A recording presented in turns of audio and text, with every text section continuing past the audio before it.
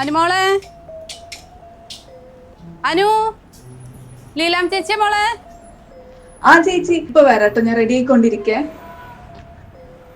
നിനക്കൊരു ആലോചന വന്നിട്ടുണ്ട്.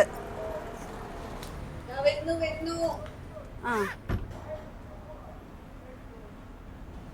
അനു, വേസ്റ്റ് എടുക്കുന്ന പെണ്ണുങ്ങൾ വന്നിട്ടുണ്ട്.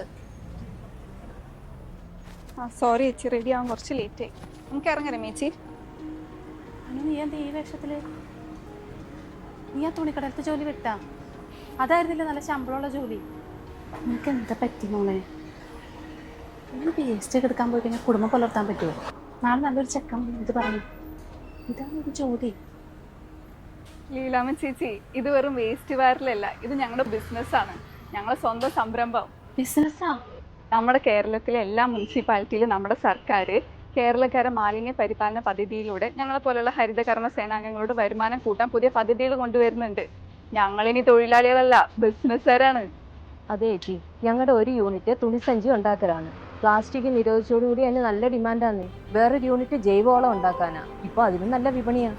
അത് മാത്രമല്ല ചേച്ചി, ഈ സാനിറ്ററി വേസ്റ്റ് ശേഖരണം, സ്ക്രാപ്പ് വ്യാപാരം, ചവിട്ടി നിർമ്മാണം, അങ്ങനെയുള്ള ഒരുപാട് പുതിയ പദ്ധതികളുണ്ട്. ഇതിനുള്ള എല്ലാ പരിശീലനവും സഹായവും KSWNP നമുക്ക് നൽകും. ഇതിനെല്ലാം നമുക്ക് നല്ല വരുമാനം കിട്ടും.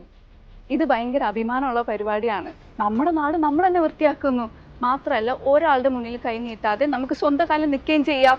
നമുക്കിതൊക്കെ പോരെ ചേച്ചി. ചേച്ചി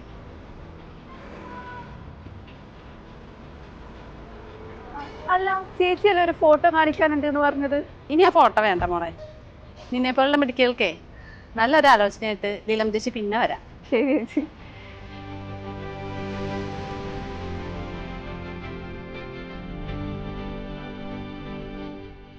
ഹരിതകർമ്മസേന പുത്തൻ സംരംഭങ്ങളിലേക്ക്.